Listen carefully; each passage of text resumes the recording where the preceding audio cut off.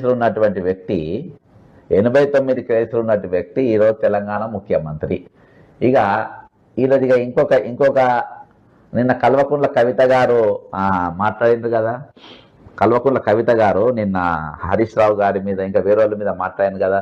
ఈ బిల్లు ఈయన లేచిండ్రు, కావాలని చేసిండ్రు. ఈరోజు ఆమె బీసీ ఉద్యమం చేసేది అంత చేయించేది రేవంత్ రెడ్డి గారు. ఇక ఒక పెద్ద సాక్ష్యం మీకు తీసుకొచ్చింది. అరికోర్ ఇన్ఫ్రాస్ట్రక్చర్ ప్రైవేట్ లిమిటెడ్. ఇది ఎవరిది? అరికోర్ ఇన్ఫ్రాస్ట్రక్చర్ ప్రైవేట్ లిమిటెడ్ ఇది strike off company established in 2000 ఫిబ్రవరి 2010. 2010లో ఈ తెలంగాణలో ఏం జరుగుతుండే?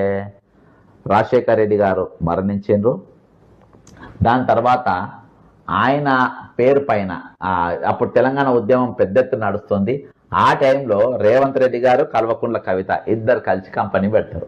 ఇది ఇక్కడ చూడండి, కల్వకుంట్ల కవిత, సుజన్ సుధిని వీళ్ళిద్దరు కలిసి కంపెనీ ఎస్టాబ్లిష్ చేస్తారు. ఫస్ట్ వీళ్ళిద్దరూ కంపెనీ ఎస్టాబ్లిష్. సుజన్ అంటే రేవంత్ రెడ్డి గారి బామ్మది. తర్వాత వీళ్ళకి ఎవరెవరు ఎంటర్ అవుతారు?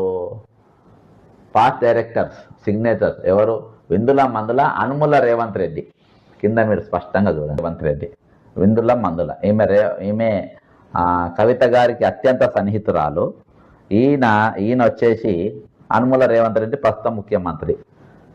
ఇగో యాక్టివ్ డైరెక్టర్ ఇండియన్, ఒక అమెరికన్, వీళ్ళిద్దరు కలిసి. ఇక ఇప్పుడు మనం ఈయన తాపక అమెరికా పోతున్నాం, మరి ఏమేమి పట్టుకుపోతున్నారో నాకు తెలియదు. మీరే